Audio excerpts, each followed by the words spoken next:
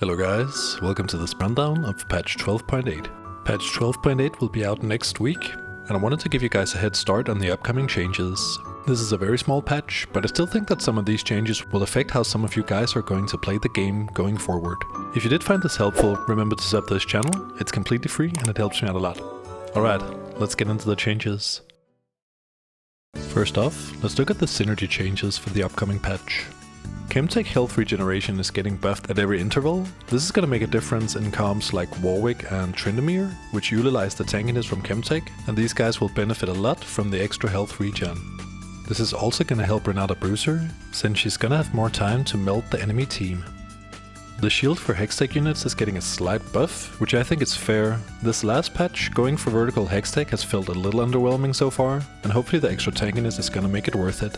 The extra healing and shielding for enchanters is getting buffed at every interval except the first one. Maybe this is gonna open up the option for some 4 enchanter reroll comp, which actually sounds insanely fun. I'm down to give it a try.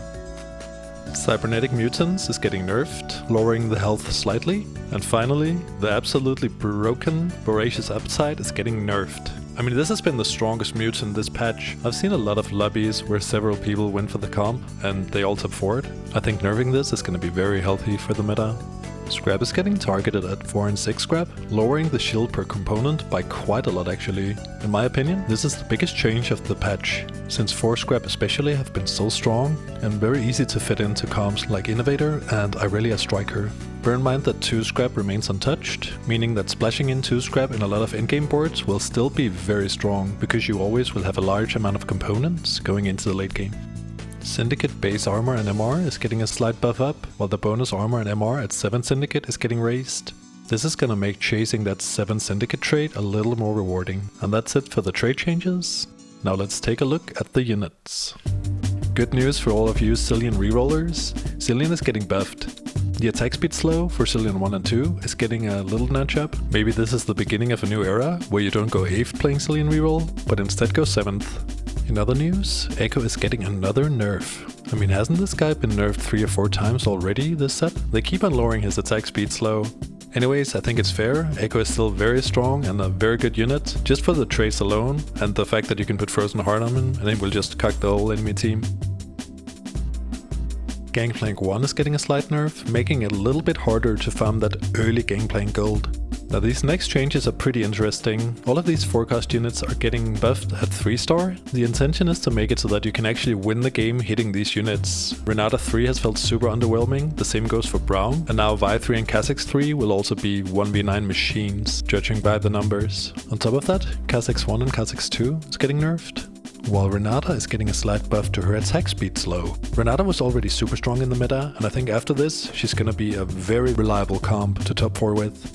Jinx is getting slightly nerfed at 1 and 2-star, nerfing her rocket damage. This is definitely in the small nerf department, but I think it's fair. Jinx has also been overperforming a lot this patch.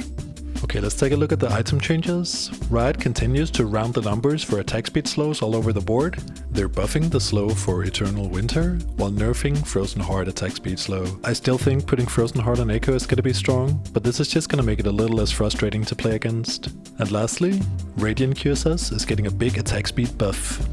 And to round off these patch notes, we have a small change to double up. The way that damage is calculated is going to be changed. Before, in the early game, sometimes you could lose and still take 0 damage. Beating someone and then seeing them take 0 damage is so frustrating. And yeah, I think this is a great change for double up.